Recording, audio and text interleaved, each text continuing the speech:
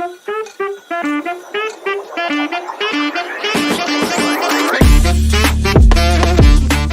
y'all, welcome back to Hopeful and Wholesome.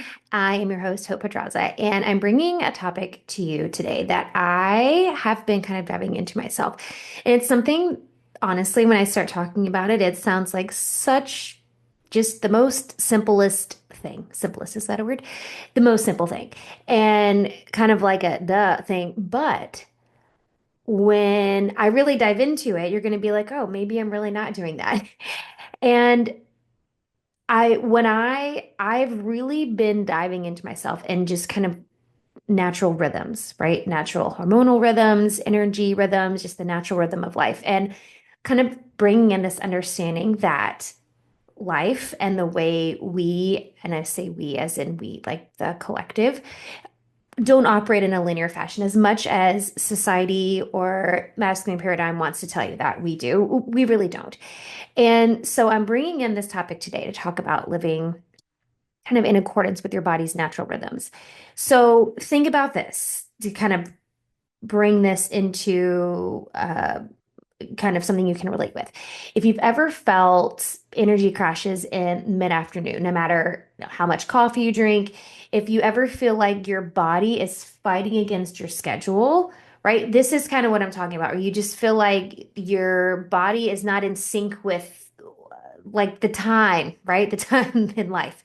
So this isn't an indication that your body's broken or anything is wrong per se, but it's really just trying to tell you that you are not following your body's natural rhythm. And there are nuances here where it can be different for everyone. So if you've ever found yourself like you're someone who says like, I'm a morning person, like I have the most energy in the morning, or if you're someone who you're like, well, I'm kind of a night owl, I have more energy in the evening, right?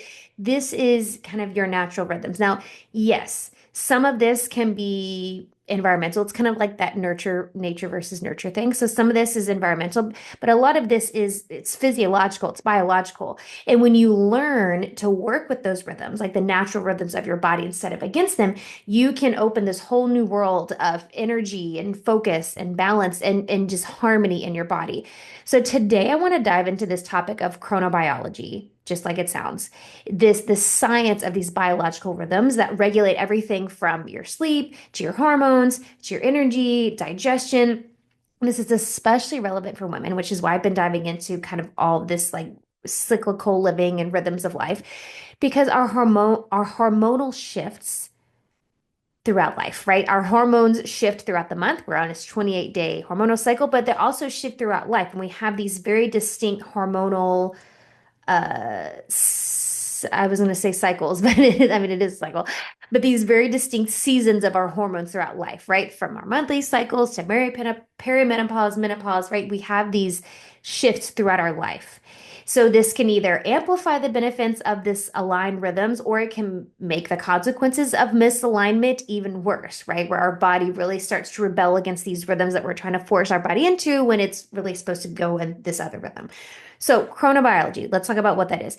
Chronobiology, just like it sounds, the study of your body's internal clock, right? And it's really interesting to think about this, how much of your health is governed by these rhythms, right? These natural rhythms that we can't see. So your body's, as an example, your body's metabolism actually fluctuates throughout the day, with your ability to digest and process food peaks around midday, which is why I'm going to talk about this in a second. Your biggest meal of the day, and you've probably heard this before, really should be in the middle of the day, right? This is how your metabolism, and it kind of, your metabolism naturally kind of wanes off as we get into the latter part of the day.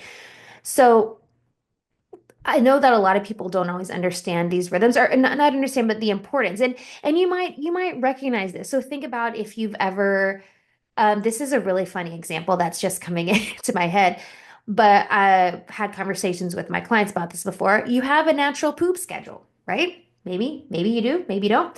A lot of people, you are very regular. You know, at this time in the morning every day, I'm gonna have to poop, right? That is your body's natural rhythm. This is an example of this chronobiology. Also think about how that shifts. So if you're traveling, for example, especially if you're traveling across time zones and it's throwing off your body's natural clock, right? It's just throwing off your circadian rhythm. And then it not only throws your sleep schedule off, but now your poop schedule is off, right? You know what I'm talking about. You'll know what I'm talking about. So this is just an example of your body has this natural schedule, this natural rhythm that it's in, right? And when we do things to throw it off, it really can, and especially when you're doing this over, chronically, doing it all the time, it really can affect how your body is functioning. And I think sometimes you don't realize how much this does affect and disrupt how your hormones are functioning and your gut, and it's affecting your energy, your weight, your mood. There's so many things that it's affecting. So let's look at circadian rhythms. I know we've heard that word before, and this is kind of one of many pieces of chronobiology that we're talking about. Circadian rhythm is your body's natural internal 24-hour clock, right? So it's regulated by light and by darkness, and it dictates everything from when you feel awake, when you feel sleepy, when your digestion and hormone production are at their peak. All of this is dictated by your circadian rhythm, whether you believe that or not, but whether you feel that or not. I mean, so a lot of times I think we underestimate how much the circadian rhythm really does affect your hormones and your digestion and all that because it's not, yes, it is about your sleep wake cycle, but it's so much more than that. It's really like your body's operating system. It's like the on off switch. And when we get out of this circadian rhythm, it really can affect our hormones. This is an interesting fact I want to share with you. Women's circadian rhythms are slightly shorter than men's, not much, only about by 6 minutes shorter on average. Studies have shown this. And this might explain why some women feel more prone to wake up earlier in the morning, or you might feel out of sync with if maybe your partner or your spouse who has a later sleep schedule. There are typically more women who were like early risers than men, or it's easier. And not to say there's more, but it's oftentimes easier for women than men. So our natural circadian rhythm is just a little bit different. And if you think about this, you think about if you consider yourself, especially if you consider yourself a morning person and you've had to work late nights before, or you're working, later than your body is telling you to, right? A lot of times you wake up feeling groggy and irritable. Your digestion feels off. I know there was periods of my life too where it's like I would just work like right up until the last bit, like my computer in bed. I'm like, "Ah, I gotta finish this thing. And I went through it was kind of like in that burnout phase of my life where I literally was working all day, every day, every day. I would feel that, and you wake up and I can't say I felt groggy per se. I don't know. I'm just one of those people that can function off a little sleep, but I definitely felt the effects for me would hit later in the day. Like I'd wake up feeling like, okay, my digestion was off for sure. It's like this constant feeling of my IBS would flare up a lot, like constipation, bloating all the time. For me, it would hit later in the day. So later on in the day, you kind of hit this wall where you're like I don't know if I can keep going, right? So this is an example of this, right? And it's why really understanding your circadian rhythm is so critical, not just for sleep, but also for regulating your hormones, estrogen, progesterone, because especially like the late night situation, it's going to affect your melatonin production. I'm going to get to that in just a second. But I think this is especially important to understand for women over 30 because as we age, our hormones start to shift. Obviously, I think we're all aware of that. We're all experiencing that. And it's more subtle at first, and then the later into your 30s and into the 40s and beyond, it's more dramatic, right? There are more dramatic changes. And so these shifts can really amplify the effects of being misaligned with your circadian rhythm. So let's think about cortisol, for example, your stress hormone. We all know what cortisol is. Cortisol naturally peaks in the morning and then it tapers off at night. So your cortisol is your get up and go hormone. It's the hormone that's going to wake you up in the morning and get you up and going, and is why so many of the women that I work with have trouble in the morning, and we do their labs and it's like we see their cortisol pattern. Well, no wonder, like your cortisol literally is like barely there in the morning, and so you're having trouble with the get up and go, right?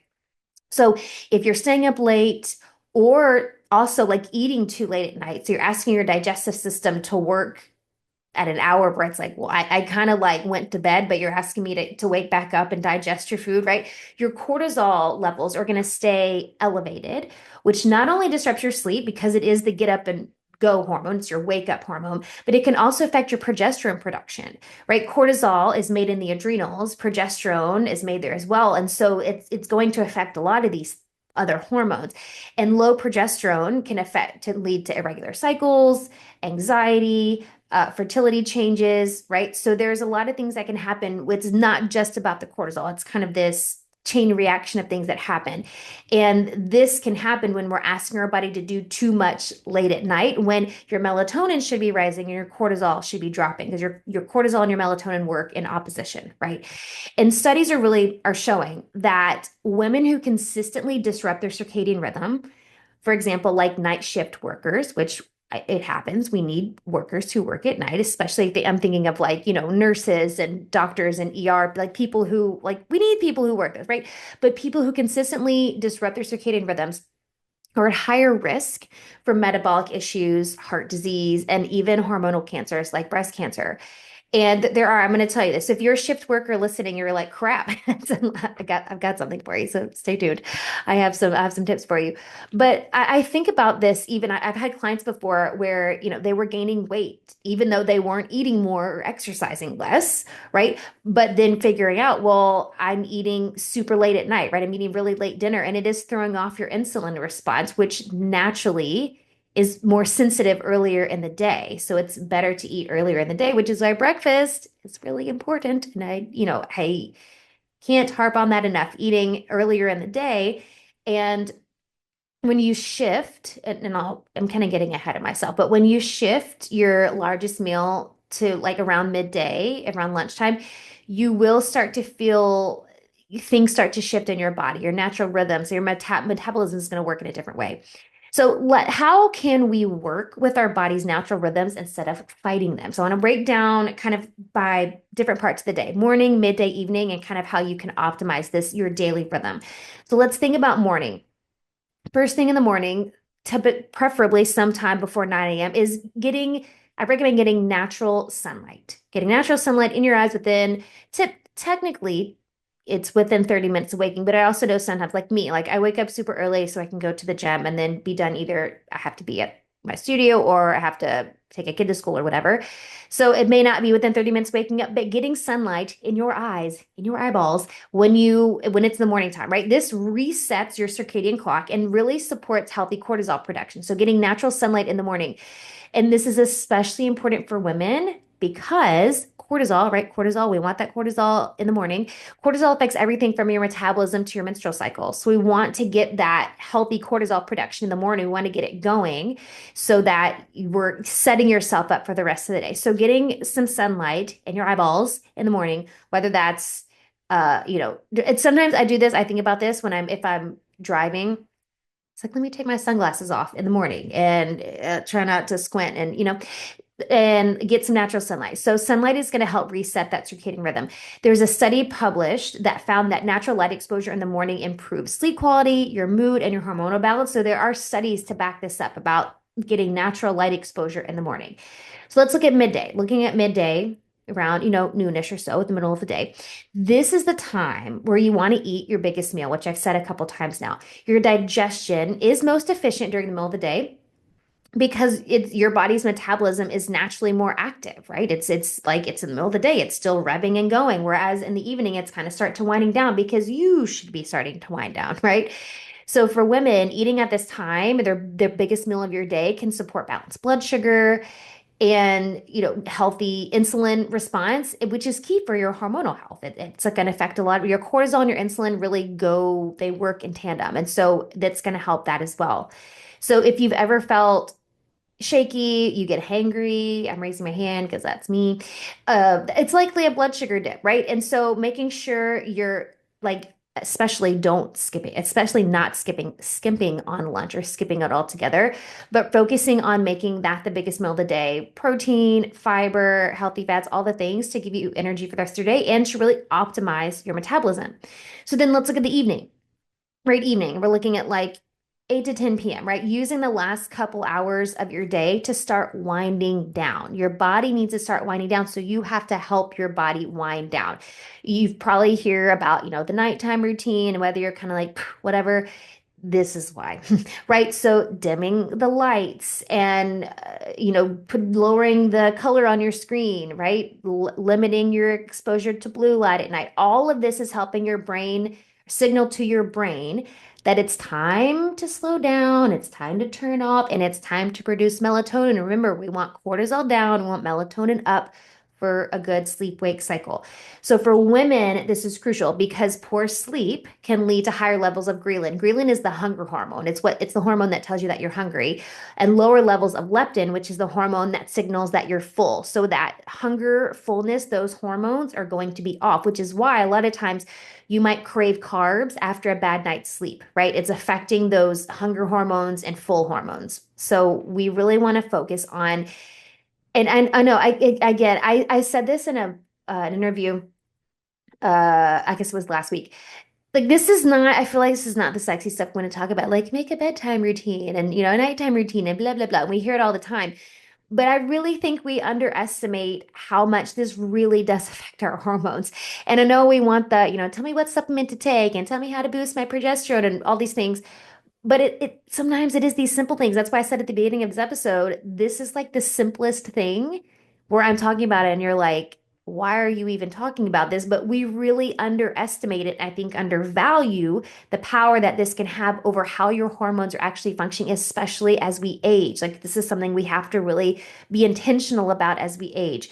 And so even just as the simplest thing as in, the last 2 hours you're awake from 8 to 10 p.m. or whatever time you go to bed, the last hour or so doing things, right? Like dimming the lights, making it darker, either avoiding screen, like turning your phone off and be an hour before you go to bed. So you're not looking at your screen before you go to bed. Whatever it is, but helping to signal to your body, like, hey, we're winding down. It's about time to go to sleep. It's time for you to produce melatonin so I can get a good night's sleep, right? This is important. So I want to mention a couple tips for my shift workers out there. If you work the night shift, you have friends or family members who work the night shift, or if you're just a night owl, right? Not everybody has the luxury of working during the day or having like a traditional 9 to 5 job, and that's okay. Chronobiology can still work for you. We just have to make a few adjustments. So let's think about light therapy first. If you're a night owl or you work shifts, investing in light therapy and a light therapy box to mimic natural sunlight can be really helpful for you. Using it for like 20 to 30 minutes in the morning to help your body regulate cortisol and melatonin cycles. This is going to help. So you're just kind of tricking your body into it, right? And I know this too. I want to mention this as well because I've had multiple clients actually who live in a part of the world where the weather is not so great. And it's like gloomy and gray for a lot of the year. And you kind of get that seasonal affective disorder, which is like I'm feeling kind of depressed because there's no sunlight here. This is another thing for you, right? That light therapy really can help. It really does help with your regulate your cortisol melatonin cycles, and it helps with just naturally helps with natural production of specific hormones. It's gonna help your mood, and it's gonna help with this chronobiology like we're talking about. So another thing for night owls or shift workers is meal timing. Just really trying to be consistent with your meals, even if your schedule isn't, right? Your body really does thrive on regularity, like being consistent, especially when it comes to digestion and your insulin response. So being as consistent as you can with meals. And I know I have felt this before, and I'm not a night shift worker or a night owl. I'm definitely a morning person. But I have felt this before too, where it just like your schedule gets crazy and you go through periods where it's like, did I eat lunch today? Or you're like, don't want to step away. Your meals just kind of get off. And it really does affect how your hormones are working. It can help you feel more grounded, more energized, even when your life is predictable. And I think that's the other thing to mention too. Like even when your schedule is all over the place, having that one thing that's consistent can really help your nervous system to feel grounded and like, okay, I have one thing consistent. I know I'm going to eat at these specific times, right? So just doing the best you can with meal timing as a night owl or a shift worker. So last thing here I want to mention is just a few things that we can do, just kind of some actionable steps here. We've already mentioned it, kind of a recap of how you can really start aligning with your body's natural rhythms today. I am just really honing in on this in 2025 with me and with my clients is understanding your body's natural rhythms, hormonal rhythms, energetic rhythms, your natural, right? And your natural energy, which is why I love talking about human design. And you know that if you're listening, all of these this cyclical living really is how we thrive. And it's how we're meant. It's the whole reason God made the sun and the moon, right? This is how we're supposed to live.